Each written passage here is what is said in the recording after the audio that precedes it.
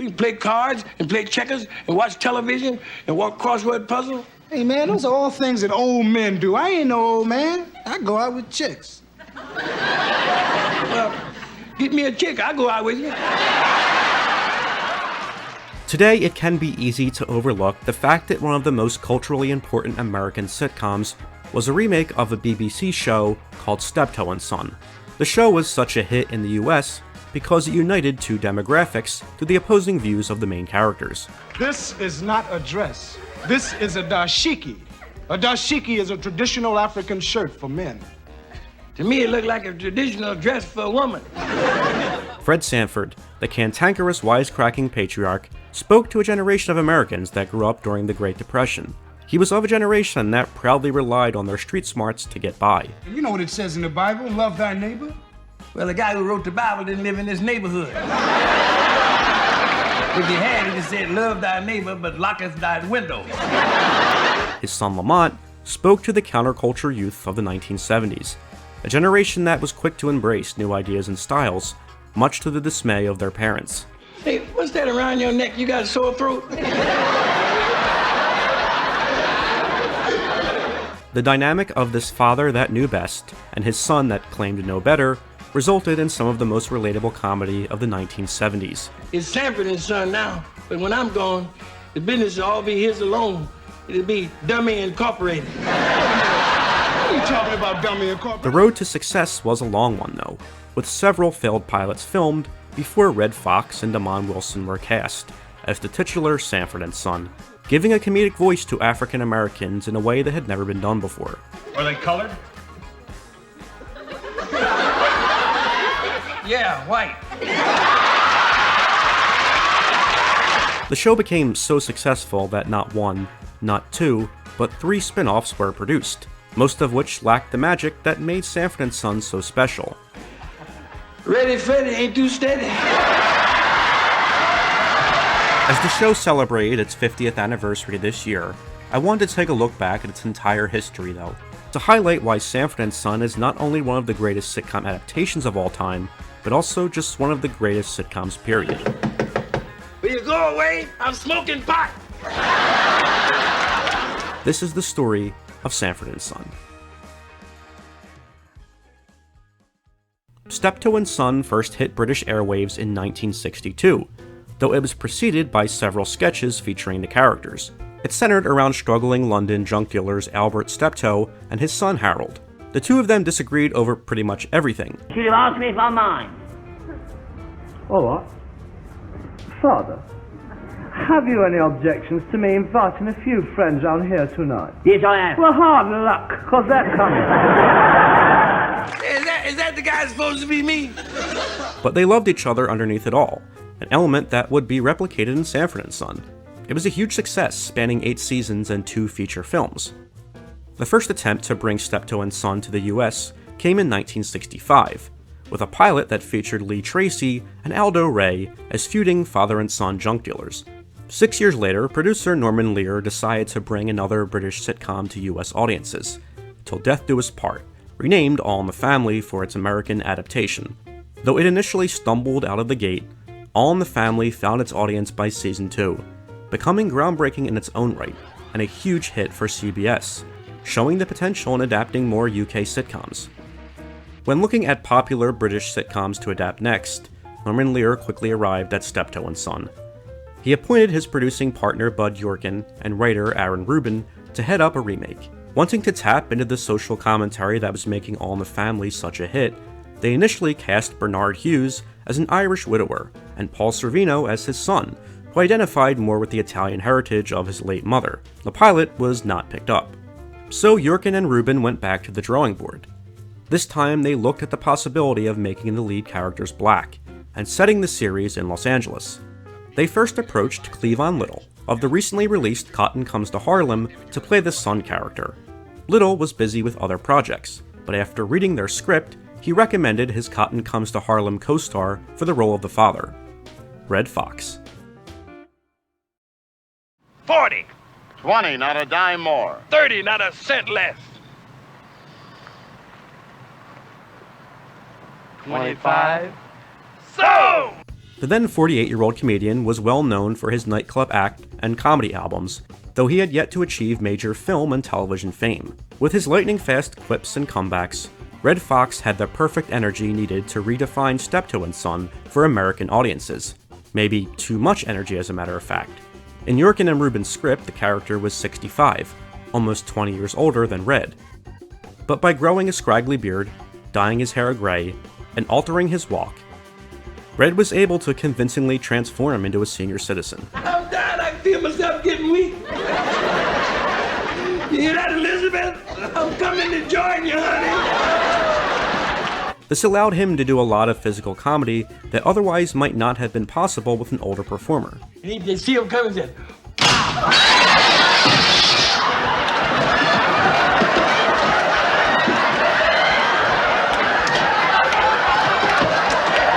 In particular, his trademark bit of feigning a heart attack in moments of shock. It became a staple of his character that has stood the test of time. oh, this is a big one. You hear that, Elizabeth? I'm coming to join you, honey. Oh, this is the big one. You hear that, Elizabeth? This is my last day of freedom.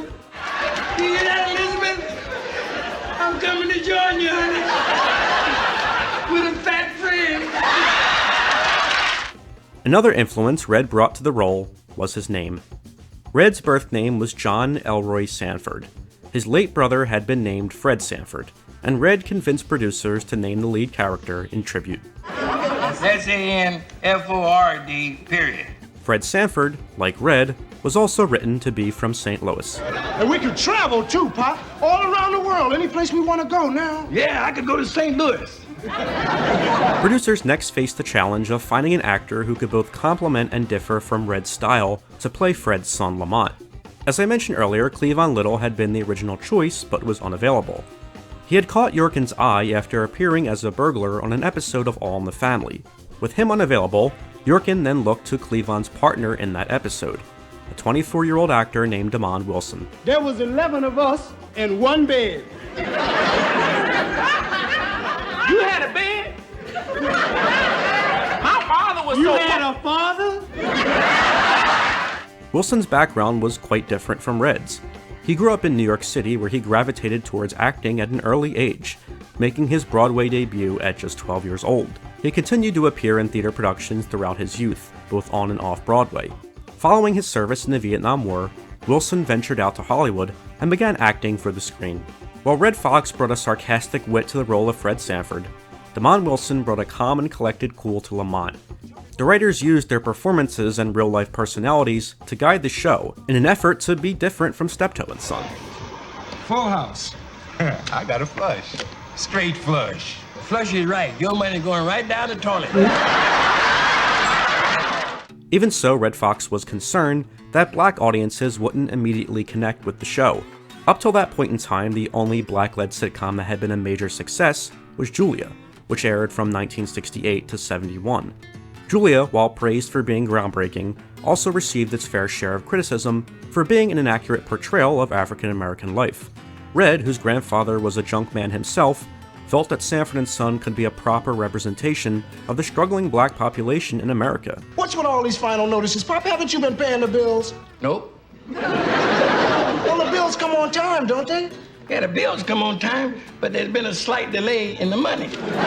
Even though the Sanfords struggled financially, there was a sense of love and devotion between Fred and Lamont. They dreamed of making it big, but their relationship with one another was always more important. NBC, yearning for a sitcom to combat All in the Family, quickly snatched up the show when CBS passed on it. It was an immediate ratings hit upon airing on January 14, 1972. The first season of 16 episodes consisted mostly of remakes of Steptoe & Son scripts, but with a new flair added. For instance, the second episode to air was about Lamont trying to treat Fred to a nice 65th birthday. Here's a clip from the original Steptoe & Son episode. I'll have 2 sausages, streaky bacon, baked beans, 3 eggs, 2 slices of broad bread, chips, and a cup of tea. And now the remake. I'd like some ham hocks and lima beans. You can see the subtle changes that were made to really set this sitcom apart. Another piece of flair that would set the show apart was its now iconic theme song, composed by Quincy Jones. which I'm not gonna play for copyright reasons, but would I even have to? The first original Sanford & Son episode was the 12th to air. It showed how the writers didn't need to rely on the Steptoe & Son scripts, and from then on, only 2 remakes would be made in the show's 136-episode run.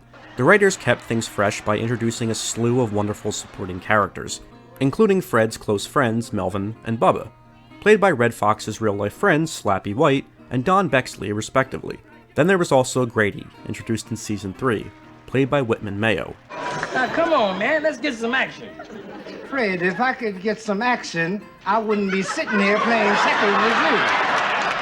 The character was named after Damon Wilson, whose real name was Grady Wilson. You know that? They ought to call you Crazy Grady.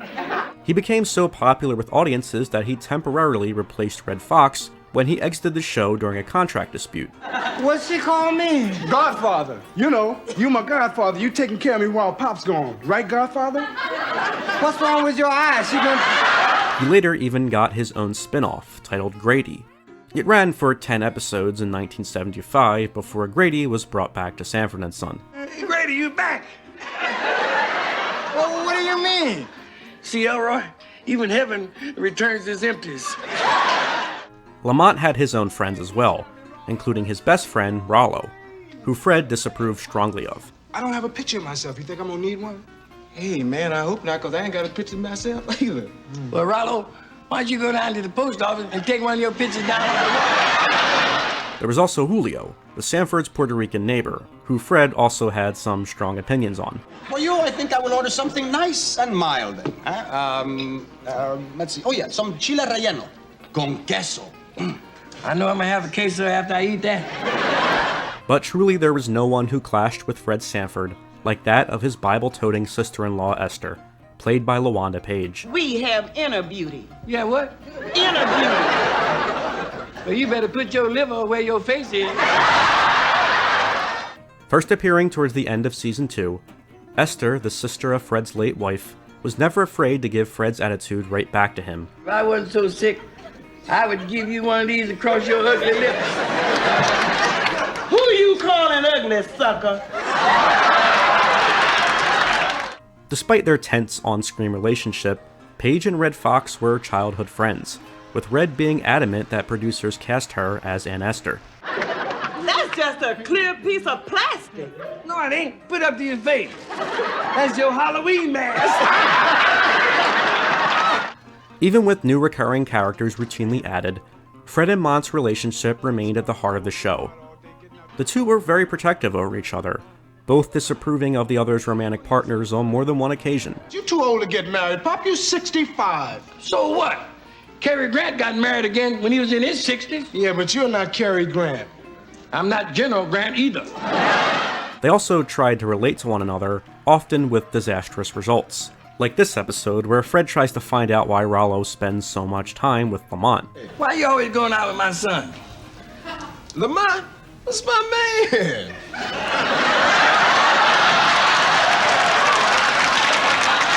Or this episode, where Lamont tries to get Fred to look past all of his bigotry, with the help of their neighbor, Achu, played by Pat Morita. I know that way down deep inside, you really love me. Don't you touch me, egg roll.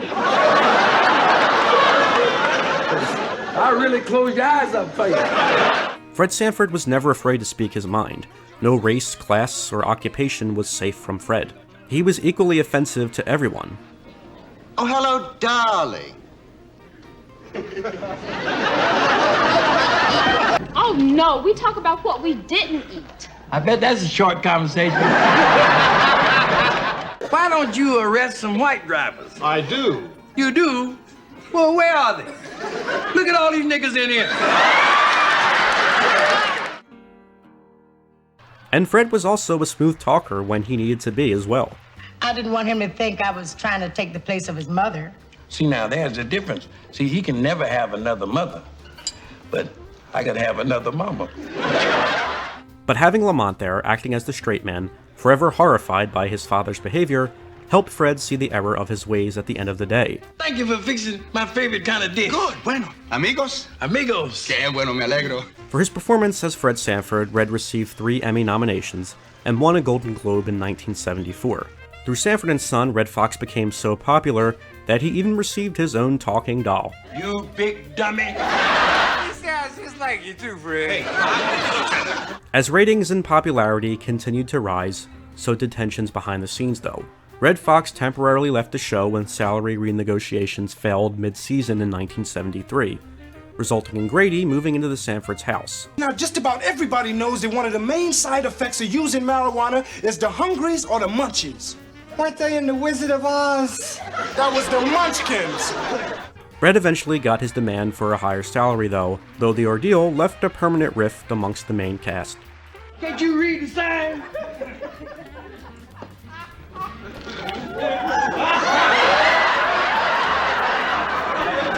Talking to me? No, excuse me. Can't you read the sign? By the show's 5th season, ratings had dropped considerably. While Sanford & Son had helped pave the way for black-led sitcoms, it was those sitcoms born from the show's inspiration that were taking away its viewers. The 1974-75 season alone saw the emergence of What's Happenin', Good Times, and The Jeffersons. Despite trying their fair share of new gimmicks, the show couldn't increase its ratings. Hey, listen, that ain't none of him. Who they trying to kid? Redd Foxx looks like me. That guy's, hey, you a fake. Redd Foxx left the show again in 1977, and this time he could not be lured back, as ABC was offering him his own variety show. Damon Wilson refused to continue the show on his own, and NBC was forced to pull the plug on Sanford & Son without there being a real finale, though the last scene is surprisingly touching. Pop, how would you feel about a man my age saying I love you to his father? Oh, well, I never liked that sort of thing. See, I believe that feelings between older people should be kept inside and not spurted out like mush or sugar or... I love you, Pop. I love you, son. Or syrup. You know what I mean? Yeah. I'll never say it. Me neither. Hey, well, look at him. Yeah, I'm sorry. But NBC was confident they could revamp the show the following year. The Sanford Arms was that revamp. This new sitcom centered around Phil Wheeler, played by Theodore Wilson, a friend of Fred's who we had never seen before, who now owned the Sanford's house and business. Despite bringing back fan-favorite characters like Aunt Esther, Grady, and Bubba, audiences didn't want a Sanford show without an actual Sanford. It was quickly canceled after just 4 episodes had aired. Well, I don't want to wish you no bad luck, but I hope your ship sinks. With no lifeboats, and no life preservers, and a school of piranhas surrounding you and closing in. Redd Foxx's variety show on ABC, though initially popular, was canceled after just a year on air. His first starring film vehicle, Norman Is That You, in 1976, also underperformed. This combined with 2 divorces and IRS troubles put Redd in a desperate place. Fortunately, NBC was also in need of a hit. They commissioned a Sanford & Son revival in 1980, though Damon Wilson refused to return. The show was renamed Sanford, following the adventures of Fred Sanford and his new boarder, a friend of Lamont's named Cal. Where you know Lamont from? Oh, I've been working with him up on Alaska Pipeline. I'm Cal Petty, just blew into town. Must have been a typhoon. Though the attempt was admirable and does provide some laughs, it was canceled after 26 episodes. Following this, Redd Foxx tried hard to find his next sitcom role. First with The Redd Foxx Show in 1986, which lasted 1 season, and later with The Royal Family in 1991, which was created by Eddie Murphy. You know, we're just gonna study geometry. See, geometry leads to biology, and biology leads to underplunder.